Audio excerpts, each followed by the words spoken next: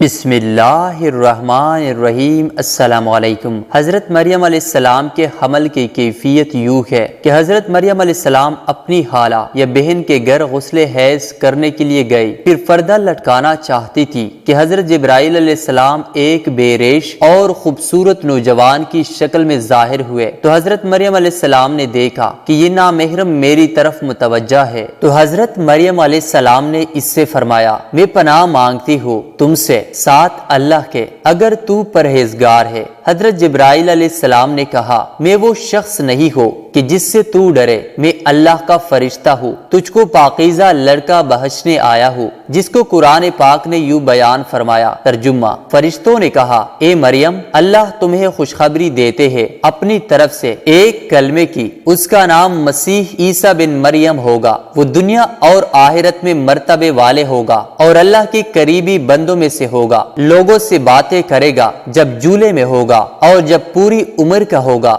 اور وہ نیک بندے میں سے ہوگا۔ حضرت مریم علیہ السلام نے جواب دیا، میرا بیٹا کیسے ہوگا کہ مجھے کسی بشر نے ہاتھ نہیں لگایا اور میں بدکار عورت بھی نہیں ہوں۔ حضرت جبرائیل علیہ السلام نے کہا، تیرا کہنا صحیح ہے، لیکن تیرے اللہ نے فرمایا ہے کہ میرے لیے بغیر باپ کے بیٹا دینا آسان ہے، جس کو قرآن پاک نے اس طرح بیان فرمایا ہے۔ ترجمہ: مریم نے کہا، اے میرے پیارے رب، میرے یہاں لڑکا کیسے ہوگا جب کسی مرد نے مجھے ہاتھ تک نہیں لگایا ہے؟ اللہ نے فرمایا، اسی طرح اللہ پیدا کرتا ہے جو چاہتا ہے، جب وہ کسی کام کا فیصلہ کر لیتا ہے تو اس کو کہتا ہے ہو جا، بس وہ ہو جاتا ہے۔ بی بی مریم علیہ السلام کو اسی وقت اتنی بڑی بشارت دی گئی کہ وہ نبی ہوگا، بنی اسرائیل اور تورات و انجیل کا عالم ہوگا اور وہ بڑے معجزوں والا ہوگا، جس کو قرآن پاک نے یوں بیان فرمایا ہے۔ ترجمہ: اور اللہ اس کو کتاب، حکمت اور تورات و انجیل سکھائے گا اور وہ رسول ہوں گے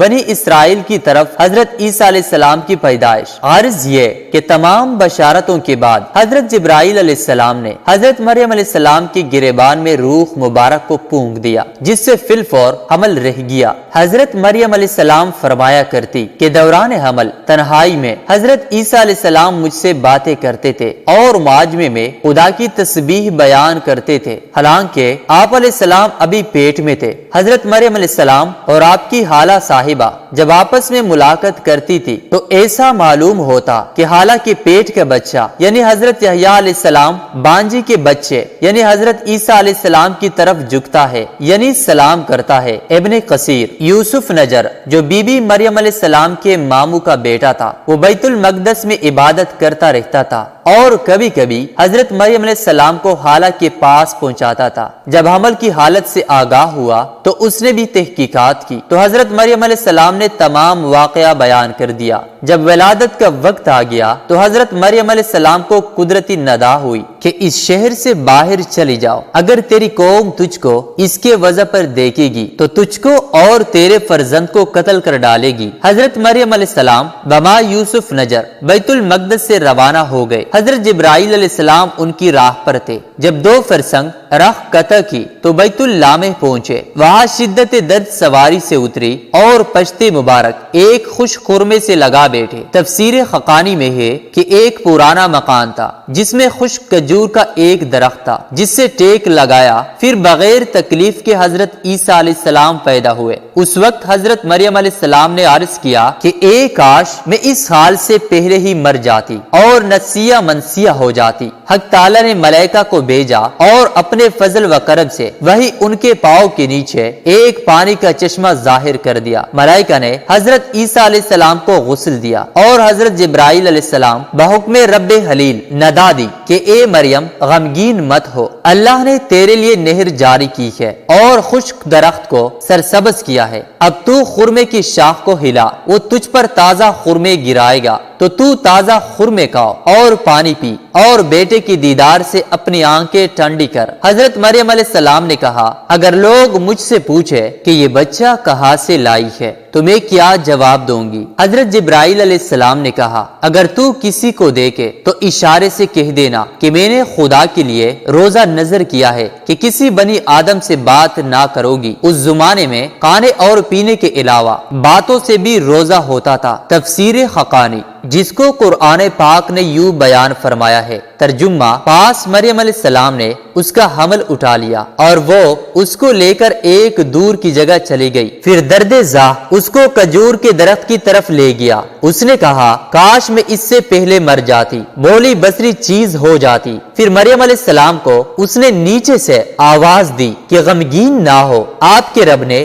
آپ کے نیچے ایک چشمہ جاری کر دیا ہے اور آپ کھجور کے تنے کو اپنی طرف ہلائیے، اس سے آپ کے اوپر پکی ہوئی کھجوریں گرے گی، پاس کھاؤ اور پیو اور آنکھیں ٹھنڈی کرو۔ پھر اگر تم کوئی آدمی دیکھو تو اس سے کہہ دو کہ میں نے رحمان کا روزہ مان رکھا ہے، تو آج میں کسی انسان سے نہیں بولوں گی۔ حضرت ابن عباس رضی اللہ عنہ فرماتے ہیں کہ حضرت مریم علیہ السلام فرشتے کی بشارت سے بے غم ہو گئے اور نفاس کی مدت ختم ہونے تک 40 روز وہی رہے، پھر اپنے گھر واپس آئے۔ ہر طرح کی بشارت بی بی مریم علیہ السلام کو فرشتوں نے بتا دی تھی اور سوال کا جواب بھی بتا دیا تھا کہ تو بچے کی طرف اشارہ کر کے کہہ دینا کہ اس بچے سے پوچھ لو۔ بنی اسرائیل نے یہ صورتحال دیکھ کر بڑے غصے سے کہا کہ یہ کیا برا کام تو نے کیا ہے، اے ہارون کی بہن، یعنی تو حضرت ہارون علیہ السلام کی طرح عبادت کرتی تھی اور تیری ماں بھی بدکار نہ تھی۔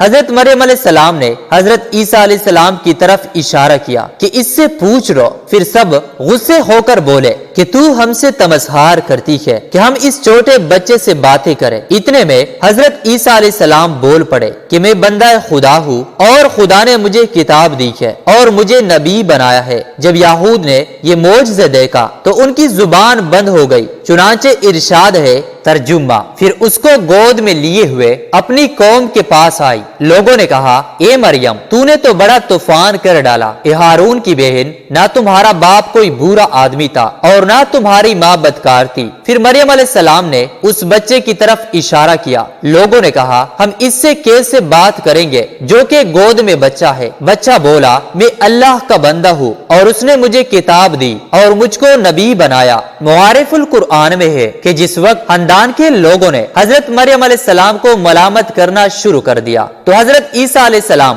اس وقت دودھ پی رہے تھے۔ جب انہوں نے یہ سنا تو دودھ چھوڑ دیا اور اپنے بائیں کروٹ پر سہارا لے کر ان کی طرف متوجہ ہوئے اور انگشت شہادت سے اشارہ کرتے ہوئے کہا میں خدا کا بندہ ہوں۔ اس سے پہلے ہی لفظ میں حضرت عیسیٰ علیہ السلام نے اس غلط فہمی کو دور کر دیا۔ اگرچہ میری پیدائش ایک معجزانہ انداز سے ہوئی ہے، مگر میں خدا کا بندہ ہوں تاکہ لوگ میری پرستش میں مبتلا نہ ہو جائے۔ ان الفاظ میں حضرت عیسیٰ علیہ السلام نے اپنی شیرخورگی کے زمانے میں اللہ کی طرف سے نبوت اور کتاب ملنے کی خبر دی۔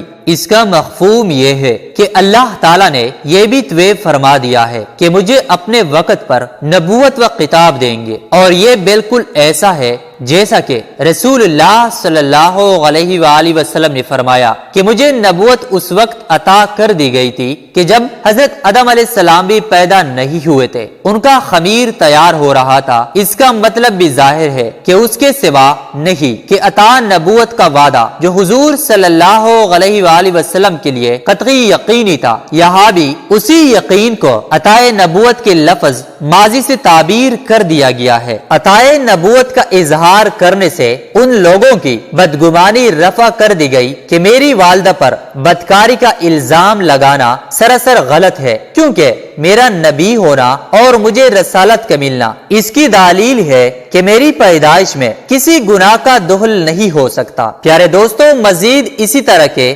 اسلامی واقعات دیکھنے کے لیے اس چینل کو ضرور سبسکرائب کریں۔ شکریہ۔